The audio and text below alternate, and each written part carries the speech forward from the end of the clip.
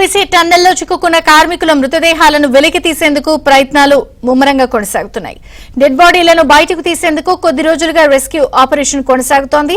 దీనిలో భాగంగా cadaver dogs బృందం టన్నెల్లోకి వెళ్లింది. ఎన్డీఆర్ఎఫ్ బృందంతో పాటు తవ్వేందుకు అవసరమైన సామాగ్రితో 110 మందితో కూడిన టీం సొరంగంలోకి వెళ్లింది. Dogra regiment army commandant Parikshit Mehra, NDRF assistant commandant doctor Harshit పనులను పర్యవేక్షిస్తున్నారు. టన్నెల్లోకి వెళ్లిన సునకాలు 15 ఫీట్ల లోపల ఉన్నా గుర్తించగలవు. టన్నెల్ వద్ద కొనసాగుతున్న పనులను అధికారులు ఎప్పటికప్పుడు పర్యవేక్షిస్తున్నారు.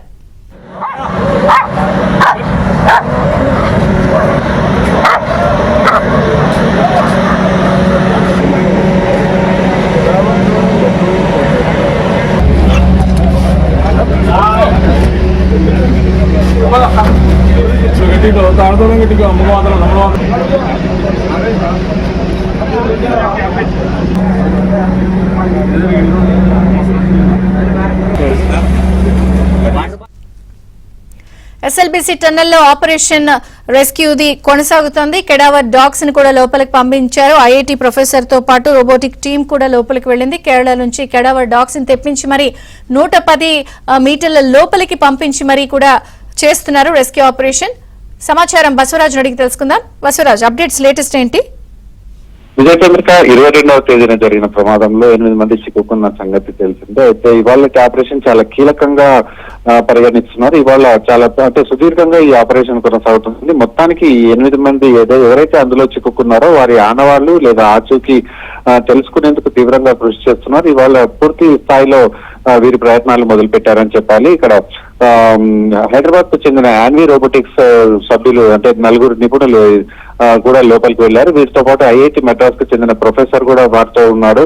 అయితే వీళ్ళంతా అంటే ఆల్రెడీ ఉదయాన్నే కేరళ కెడావర్ డాగ్స్ 2 కూడా లోపలికి వెళ్లి అంటే అక్కడ ఎక్కడైతే మానవుల ఆనవాళ్లు ఉన్నాయో వాటిని పసిగట్టేందుకు యత్నిస్తుంటాం. దాంతో పాటు ఇప్పుడు ఈ రోబోటిక్స్ టీం వాళ్ళు 4 ఎక్స్పర్ట్స్ కూడా లోపలికి వెళ్లారు. అంటే ఎక్కడైతే డాగ్స్ పసిగట్టాయో అక్కడ నుంచి ఎలా బయటకు తీసుకురావాలి, అక్కడ చిక్కుకున్న అంటే ఎవరైతే మృతదేహాలు ఒకవేళ లభ్యమైతే వాటిని వెలికి తీయడం ఎలా అయితే మనుషులు చేయలేని పనులు రోబోటిక్స్ తో చేయించాలని, హ్యూమనాయిడ్స్ తో చేయించాలన్న ఉద్దేశంతో ఇవాళ వీళ్ళు యాన్వీ రోబోటిక్స్ సంస్థ వాళ్ళు కూడా లోపలికి వెళ్లారు. అయితే మొత్తానికి ఈ బృందం దాదాపు గంట క్రితం లోపలికి వెళ్ళింది. పూర్తిగా అంటే దీని అంటే ఫలితాలు తెలియాలంటే వీరంతా బయటికి రావాల్సింది. మనుషులకి ఈ టెక్నికల్ గా ఈ రోబోటిక్ టెక్నాలజీ కూడా సాధ్యం కానీ కెడావర్ డాగ్స్ కున్న ప్రత్యేకతలు ఏంటి అంటే వీటిని పంపించి మరీ చేస్తున్నారంటే ఏదో ప్రత్యేకత ఉండాలి కదా?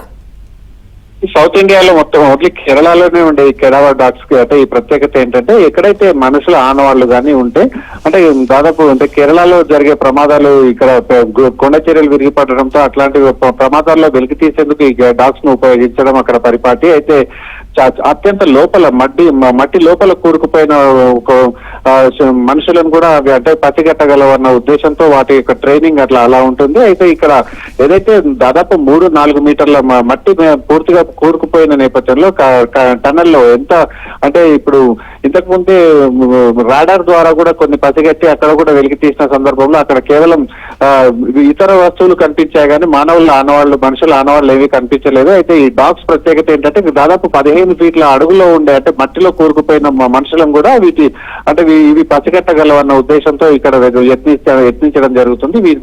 ఖచ్చితమైన సమాచారం వస్తుంది అన్న ఉద్దేశంతో ఇవాళ ఈ డాగ్స్ ను ప్రయోగిస్తున్నారు. వీటి యొక్క అంటే ఈ డాగ్స్ ప్రయోగించిన తర్వాత అక్కడ ఆనవాళ్ళని గుర్తించిన తర్వాత అక్కడ రోబోటిక్స్ కెడావర్ డాగ్స్ గుర్తించిన ఇది 14 కిలోమీటర్ కి లోపల భాగంలో జరిగింది, అంతర్భాగంలో అంటున్నారు. తీసుకురావడం సాధ్యమేనా?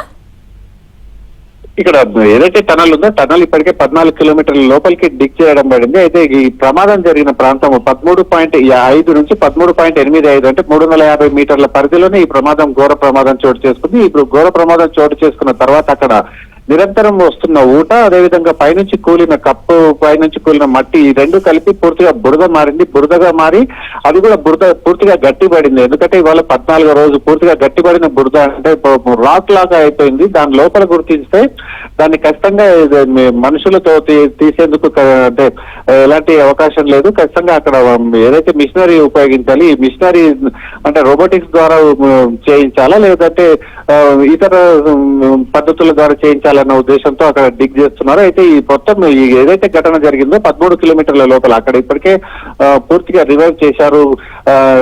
కరెంట్ సప్లై ఉంది, అదే విధంగా ఆక్సిజన్ సప్లై కూడా ఉంది. ఎవరైతే అంటే ఆక్సిజన్ సప్లై దేనికోసం అంటే ఇక్కడ రెస్క్యూ కోసం వెళ్లిన సిబ్బందికి ఆక్సిజన్ సప్లై ఉంది. అదేవిధంగా విద్యుత్ కూడా పునరుద్ధరించారు. అక్కడ వెలుతురు తర్వాత గాలి రెండు సమృద్ధిగా ప్రస్తుతం అయితే కొనసాగుతున్న నేపథ్యంలో ఈ ఆపరేషన్ ఖచ్చితంగా పూర్తి చేయాలన్న ఉద్దేశంతో ప్రభుత్వం ముందుకు సాగుతుంది. విజయ చంద్రిక. Thank you బస్సిరాజు.